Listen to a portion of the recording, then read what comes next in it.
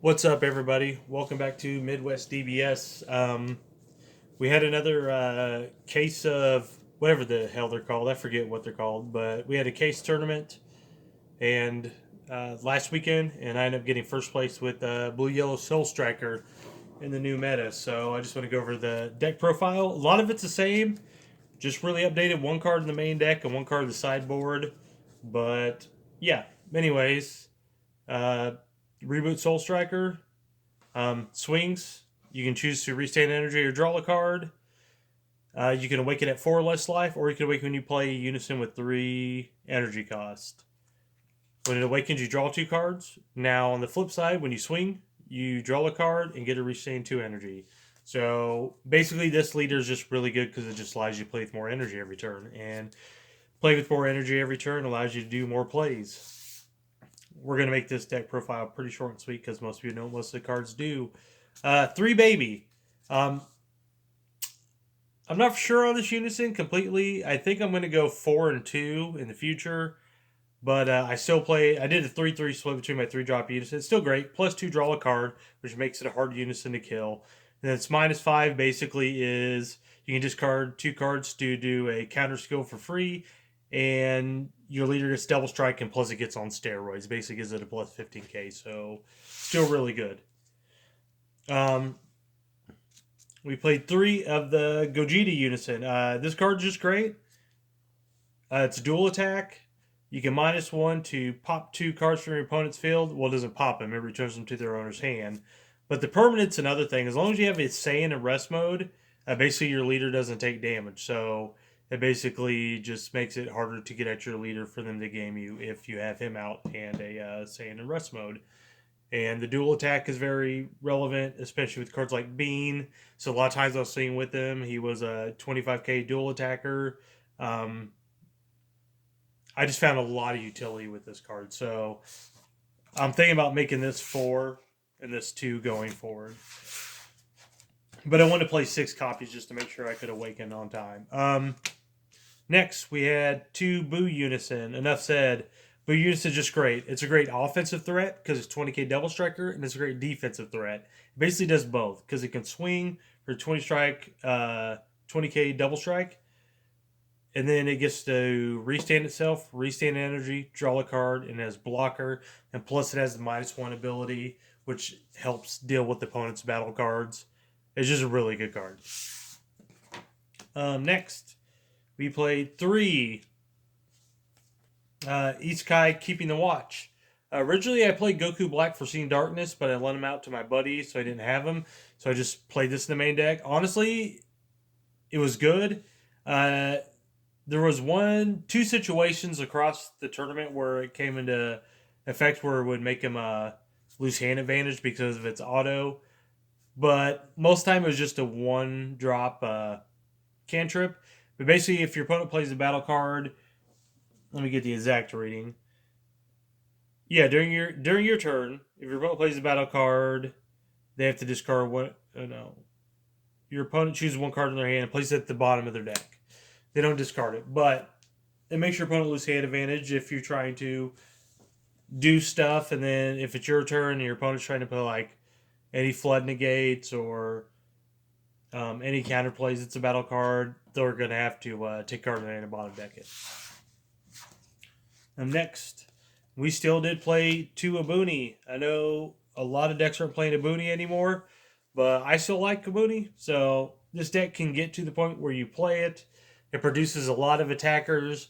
Also, you might be able to restand an energy if you hit its auto and reveal a battle card off the top of your opponent's deck. I still think it's good, so I still play it.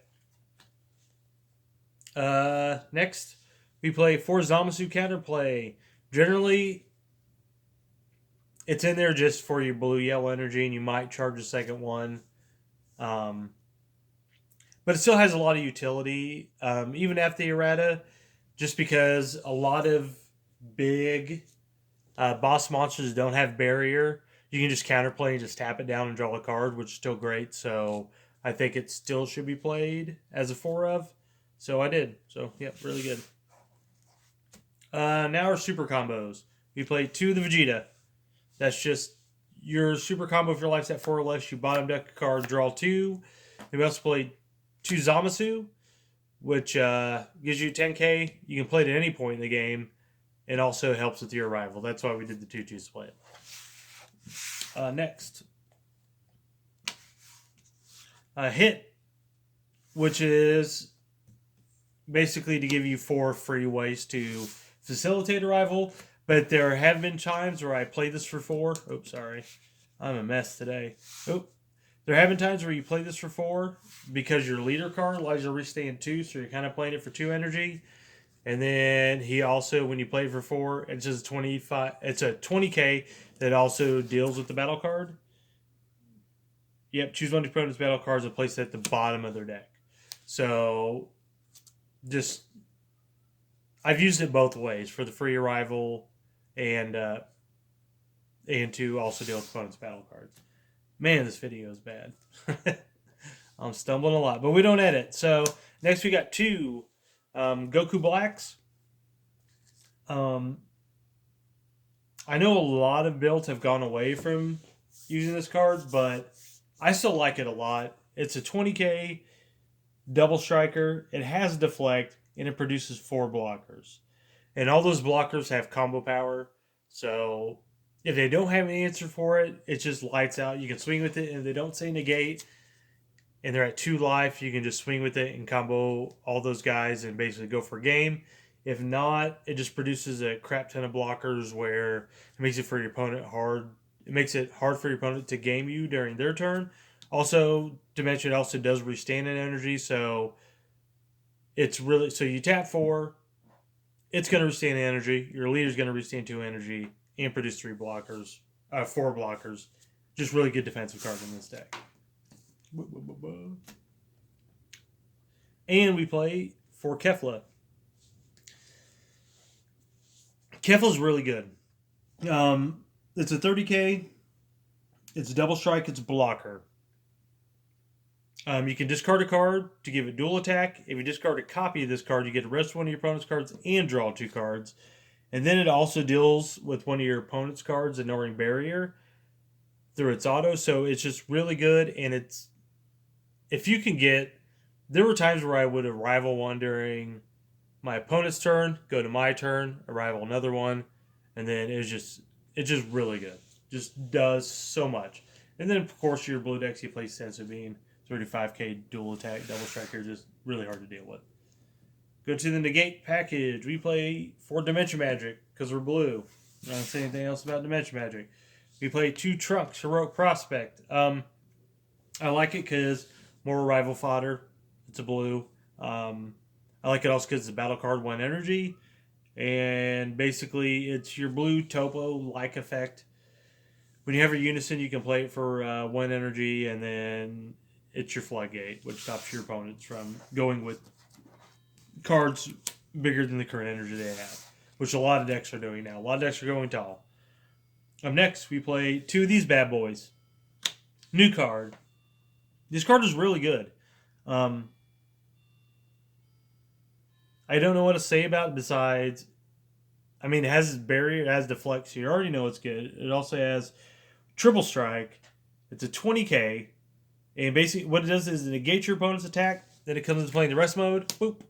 And then now your opponent can't attack your leader card as long as the card's in rest mode. It also facilitates your Gogeta Unison, so it just does a lot. I was very happy with this card. Next, we still play 1 Counter, Baby Golden Avenger. Really good. This card's been around for a while, so we're not going to say too much, but basically it's your counter. You can just also do it as a counter play. It's triple attack, it's 30k, it's big body, just so good. Now, blue, 4 beans, because we're just into manipulating energy between the leader and other cards we can use, so, yep, bean. We play 3 Draw Monkeys. I used to play 4, brought it down to 3. I think 3's enough. Yep. We are playing 4 Godseal Trunks. Great card. Counterplay. Yep. That's, I mean, everyone knows what it does, so I'm not going to explain it. Next, like I said, trying to go really quick.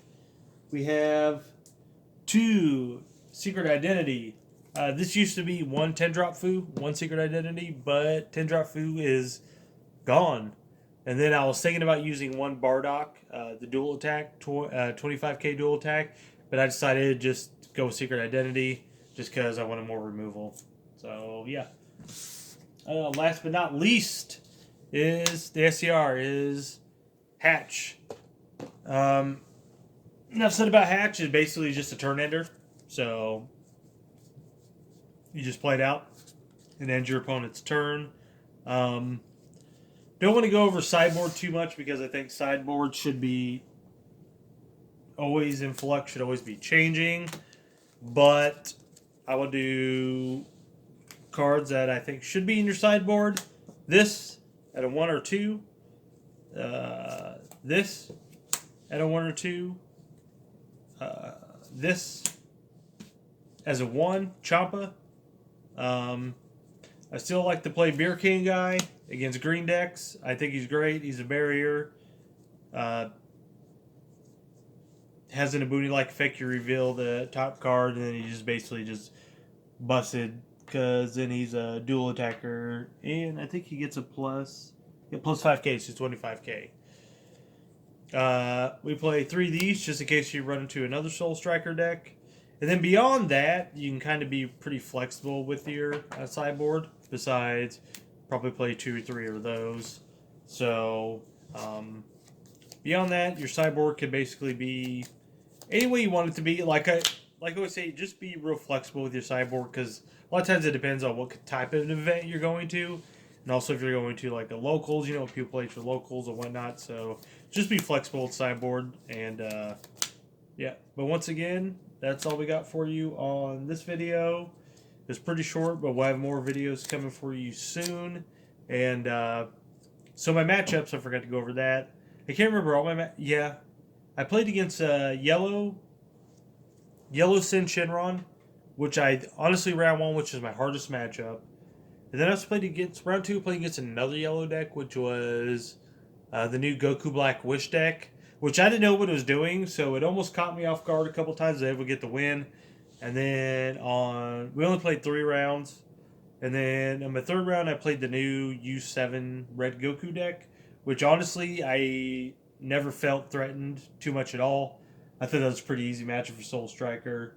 So altogether, out of those 3 decks, 2 of them new, 1 of them established. I feel like the established deck, the Sin Shenron deck, was still the hardest matchup for me to win. But that's it. That's all I got for you guys. Once again, everyone, thanks for watching, and goodbye.